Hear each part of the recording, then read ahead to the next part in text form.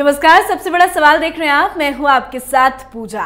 अगले लोकसभा चुनाव में अभी करीब 2 साल का वक्त बाकी है, लेकिन तमाम पार्टियों ने इसके लिए तैयारियां शुरू कर दी हैं। मोदी वर्सेस हु, ये सवाल सभी के दिलो दिमाग में है।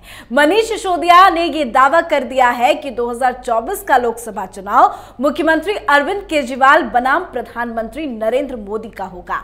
भले ही नीतीश कुमार, ममता बनर्जी, केसीआर 2024 में विपक्ष का चेहरा बनने के लिए अपने आप को प्रोजेक्ट कर रहे हो, लेकिन इस रेस में अरविंद केजरीवाल कहीं अलग ही दिखाई दे रहे हैं। आम आदमी पार्टी की तरफ से तो पूरा माहौल बनाने की कोशिश की जा रही है, पर सवाल यह है कि क्या वाकई 2024 का चुनाव मोदी वर्सेस केजरीवाल होने वाला है? क्या पीएम मोदी के लिए चुनौती बन रहे हैं अरविंद केजरीवाल? क्या वाकई अरविंद केजरीवाल मोदी को टक्कर देने के लायक है? आज इसी अहम सवाल पर चर्चा करेंगे। बातचीत के लिए मेरे साथ स्टूडियो में मौजूद हैं कैपिटल टीवी के editor in chief doctor Manish Kumar. Doctor साहब, बहुत बहुत स्वागत है आपका। धन्यवाद। अरविंद केजरीवाल तो मुंगेरी लाल के सपने देख रहे हैं, उनको पीएम बनना है। क्या वाकई टक्कर दे पाएंगे? देखिए, मुझे आपने जो टॉपिक चुना है सुन के ही हंसी आ रही है। होता क्या है कि कुछ लोग जल्दीबाजी में बहुत सारी गड़बड़ी कर देते हैं। नया नया मुसलमान है ये, ज्यादा इसने प्याज खा ली है। दिक्कत यही है केजरीवाल के साथ। पहले कोई उसको कान में जाकर के बताए कि देश का प्रधानमंत्री कौन बनता है। देश का प्रधानमंत्री वो बनता है जो लोकसभा में 272 सांसदों का समर्थन लेकर वहां बैठता है। बात आई समझ में? 272 लोकसभा में। तुम्हारे पास कितने लोग हैं लोकसभा में? इस केजरीवाल के पास वर्तमान में लोकसभा में कितनी सीटें हैं? 0। एक भी सांसद नहीं है इसका लोकसभा के अंदर। जो है सब राज्यसभा के हैं। राज्यसभा में आप पूरी हाउस ले लो, उससे प्रधानमंत्री नहीं बनते। लोकसभा में 272 का आंकड़ा चाहिए, तो कैसे लाओगे? ऐतिहासिक जीत तुमने दर्ज की दिल्ली में। सुपड़ा साफ कर दिया भारतीय जनता पार्टी कांग्रेस पार्टी का एक साथ।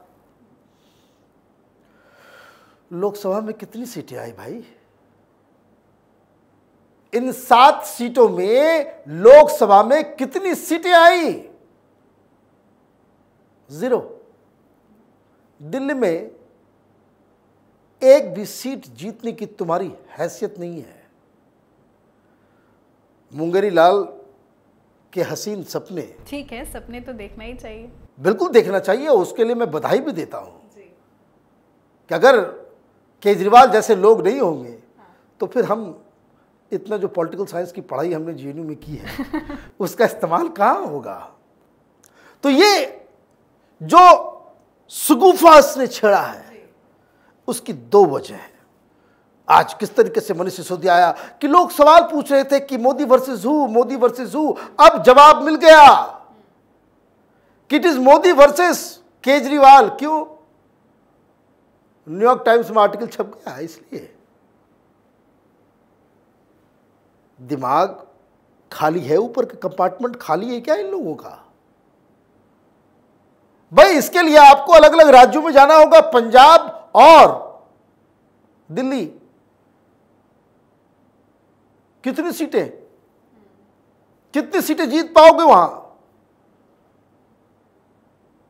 लोकसभा में पिछली बार तुमने 4 जीते थे, 4 में से मालूम चला कि सब टूट फाट के खत्म हो गया। फिर उसके बाद 2019 आया, 1 जीते, वो भी अब चला गया वापस, मुख्यमंत्री बन गया। लोकसभा एक अलग खेल है।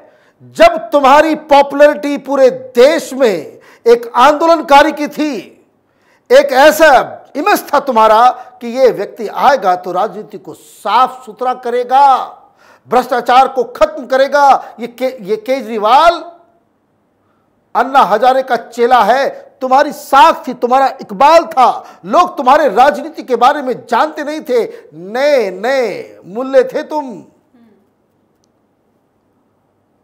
तो उस वक्त भी तुम्हारे दिमाग में यही गया था प्रधानमंत्री बन जाएंगे। पूरा कैंपेन लगा दिया था इसने कि पहले बार में आईआईटी, पहले अटेम्प्ट में आईएएस, पहले अटेम्प्ट में मुख्यमंत्री और पहले अटेम्प्ट में प्रधानमंत्री। यही ऐड आता था ना तुम्हारा सोशल मीडिया में। क्या हुआ? दिस आम आदमी party created a Guinness book of world record कि किसी भी नेशनल इलेक्शन में 336 सीटों के ऊपर जिसने लड़े, अपने कैंडिडेट दिए, उसमें 326 या 27 जगहों पे जमानत जब्त हो गई।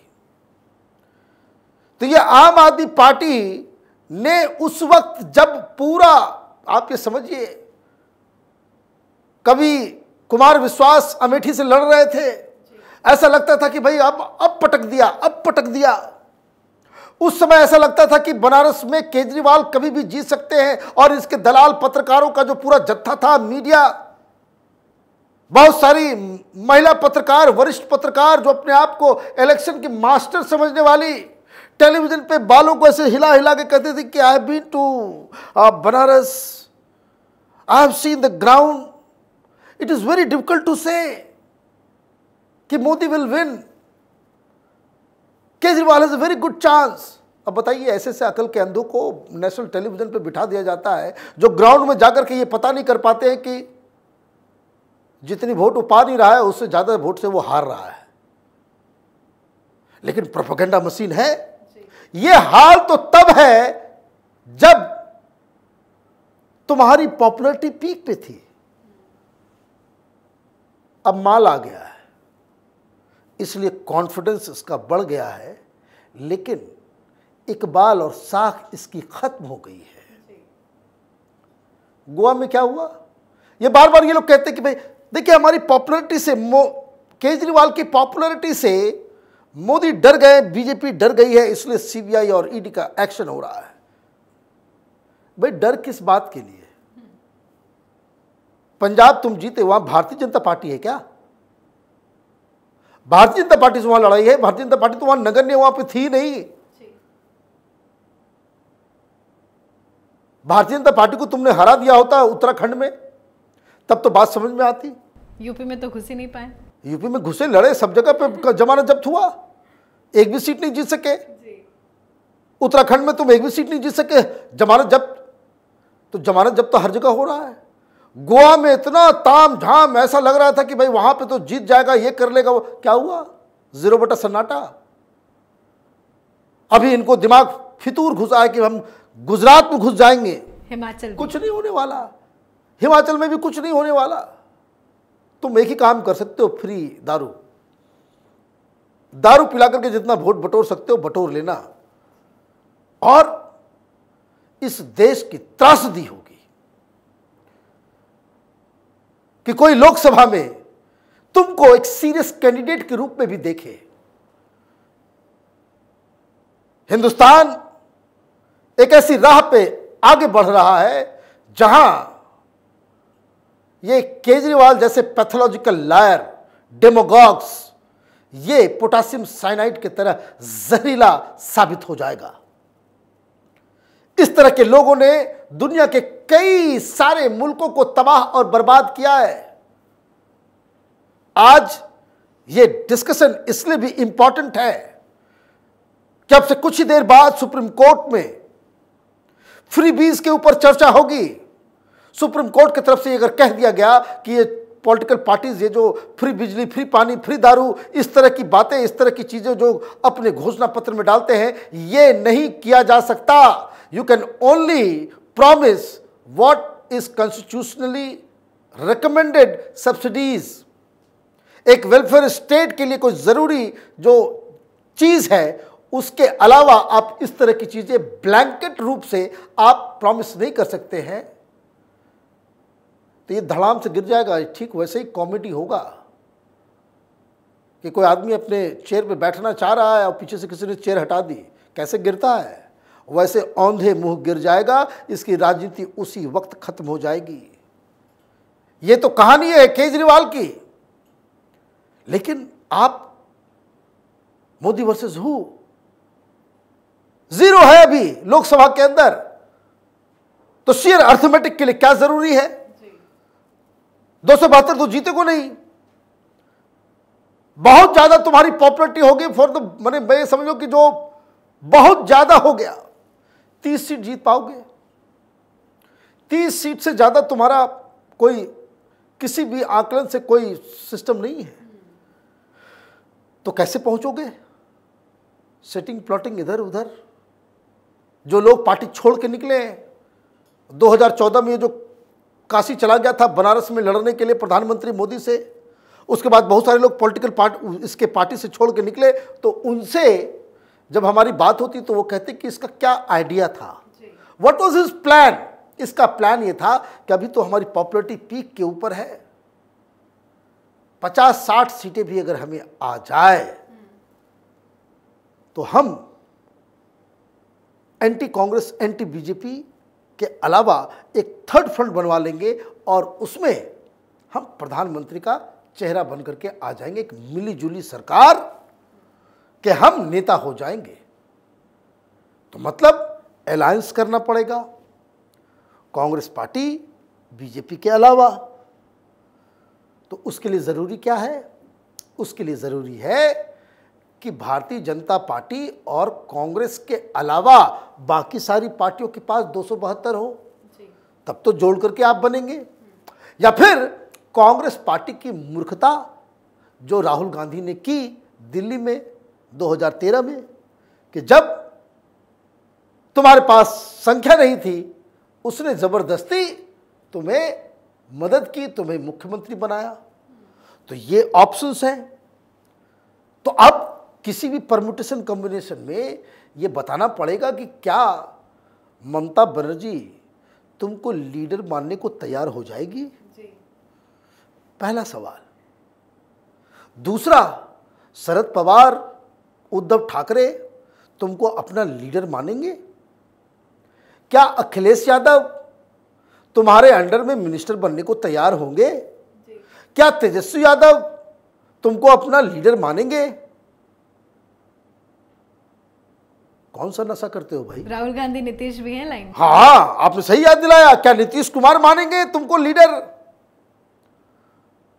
तो ये मुझे लगता है कि कुछ गलत चीज खा पी लिया ये। वो जो कहते हैं ना कि वो जिद कि हमको चाहिए ये खिलौना, प्रधानमंत्री की कुर्सी चाहिए, कुर्सी चाहिए, वो जिद जो है वो नशा में तब्दील हो गया है। यही होता है नार्सिसिस्ट की साइकोलॉजी का तरीका, कि वो किसी भी तरीके से वो उसको हासिल करना चाहता है और कोई भी शख्स उसके खिलाफ कुछ बोल दे तो उसको दुश्मन मान बैठता है। तो ये जो 2024 में हु ये अभी नहीं, ये 1 साल के बाद तय होगा। और राजनीतिक लोग तो ये भी बोल रहे हैं उसके पहले कहीं ये जेल ना चले जाए। बिल्कुल सही कह रहे हैं, लोग कह रहे हैं तो बात तो सही होगी, क्योंकि जिस हिसाब से इसके मंत्रियों की संख्या जेल के अंदर बढ़ रही है, तो इसकी साख दरअसल देखिए, ये पार्टी ऐसी है जिसके पास कोई एजेंडा नहीं है, कोई प्लान नहीं है, कोई विचारधारा नहीं है, कोई इकोनॉमिक पॉलिसी नहीं है, कोई फॉरेन पॉलिसी नहीं है, एम्प्लॉयमेंट के लिए कोई प्लान नहीं है। भाई दिल्ली में कितने रोजगार तुमने दिए? टीवी में ऐड दे देने से सब कुछ ठीक हो जाता है? तुम्हारे पास इंफ्रास्ट्रक्चर डेवलप करने का कोई रोड मैप नजर नहीं आता। दिल्ली में तुमने क्या बदलाव कर दिए? फ्री बिजली, फ्री पानी, फ्री शराब के अलावा? Tell me one thing. भाई क्लासरूम बना देने से वो विजन नहीं है ना, ये तो काम है किसी भी सरकार का। अब तक की सरकारें वो काम नहीं कर रही थी तो वो सरकार नकारी सरकार थी। भाई स्कूल के क्लासरूम को ठीक कर दे रहे हो वो तो ठीक है, लेकिन एजुकेशन सिस्टम के अंदर कुछ तुमने मूलभूत परिवर्तन किया हो, उसके पूरे ओरिएंटेशन को बदला हो, ऐसा तो नजर नहीं आ रहा। तो ये बेकार की बातें हैं। दिक्कत क्या है, मनीष सिसोदिया जा रहा है जेल, उसको डाइवर्ट करने के लिए ये इस तरह का तमाशा ये हिंदुस्तान की राजनीति का नटवर लाल लगातार कर रहा है। जी, बहुत बहुत शुक्रिया बातचीत के लिए। धन्यवाद। तो लाइन में राहुल, ममता और नीतीश कुमार है, पर इसी बीच आपका ऐलान है कि 2024 में मोदी बनाम केजरीवाल होने वाला है। अब सवाल उठता है कि जब पश्चिम बंगाल की सीएम ममता बनर्जी, बिहार के सीएम नीतीश कुमार, तेलंगाना के सीएम के चंद्रशेखर राव, कांग्रेस नेता राहुल गांधी जैसे नामों को लेकर चर्चाएं हैं, तो भी आपके दावे क्यों मजबूत नजर आ रहे हैं? आपके दावे पर आप अपनी राय जरूर कमेंट करके लिखें। आज के हमारे खास शो सबसे बड़ा सवाल में फिलहाल इतना ही। देखते रहिए कैपिटल टीवी। नमस्कार।